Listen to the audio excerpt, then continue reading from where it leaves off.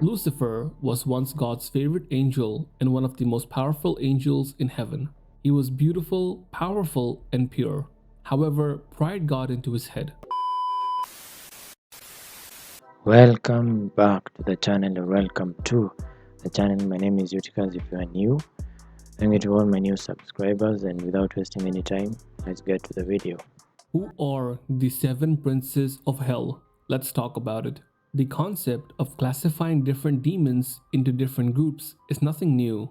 Over the centuries, different authors, scholars, and religious personalities have tried to classify the different demons that exist in Christianity and demonology into separate groups. As such, no canonical classification of demons exists. However, one of the most important books written is the treatise on confessions by evildoers and witches by Peter Binsfeld. Peter Binsfeld was a German theologian and Catholic bishop who was an influential personality of his time and who wrote extensively on witchcraft and demonology. Binsfeld created the classification of the seven princes of hell and based them on the seven deadly sins, which are the seven of the worst sins in Christianity. The idea was to essentially pair up the seven deadly sins with the specific demon that spreads the sin. The first prince of hell is Lucifer and represents the sin of pride. Lucifer was once God's favorite angel and one of the most powerful angels in heaven. He was beautiful, powerful, and pure. However, pride got into his head. He started to consider himself to be above God and plotted to rebel against him. He gathered an army of other like-minded angels and started a war in heaven in order to usurp God's throne. Lucifer and his army were defeated by God's army of Archangel Michael and the other angels that did not rebel against God. For his sins, Lucifer and his army were cast out of heaven.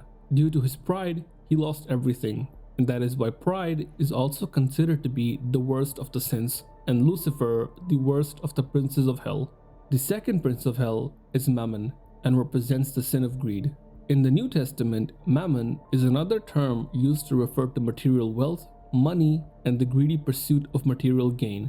Binsfeld considered Mammon to be a fallen angel who represented the greedy pursuit of wealth and power, and who entices people to commit immoral actions in the pursuit of wealth and power. Asmodeus is the third prince of hell and personifies the sin of lust and leads an army of demons.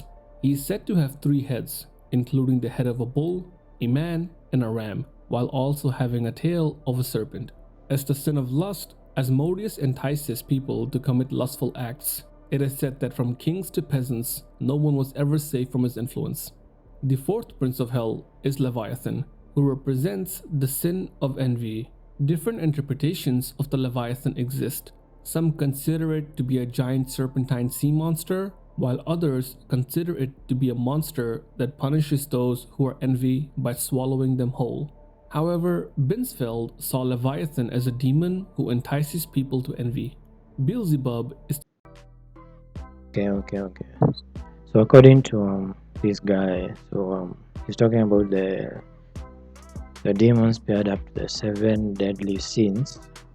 But my question is, is there an actual hierarchy, canonically in the church, where they say this and this and this are this? The seven deadly sins do seem interesting, but I was more thinking that he was talking about seven actual mentioned in Christianity. But yeah, there have been a lot of interpretations about demons and angels and all of that. I just think that this topic is too vast to cover in a 4-minute video, but let's continue watching the video and see what are the other seven princes of hell. the fifth prince of hell and represents the sin of gluttony. He is second only to Lucifer in terms of notoriety and is also referred to as the Lord of the Flies, which refers to his ability to fly.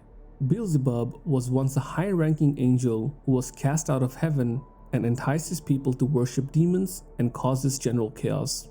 The sixth prince of hell is Satan, who Binsfeld considered to be a different entity when compared to Lucifer. He represents the sin of wrath and is also the Christian devil.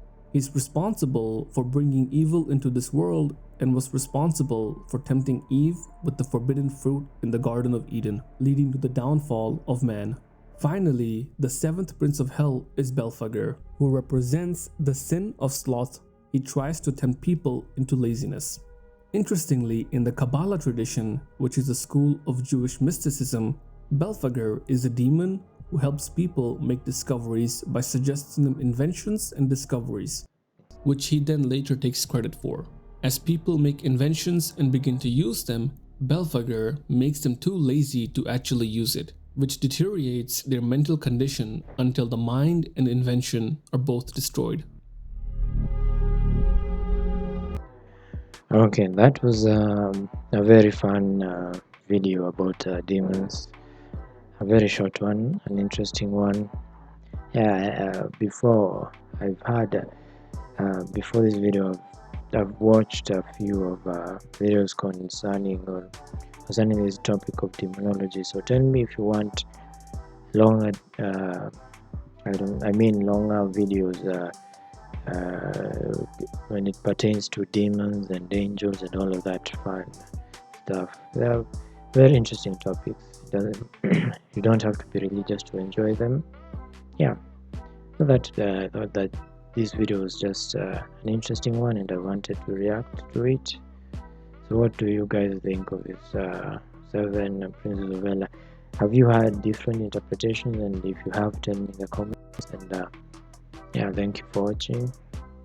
See you amazing people in the next video.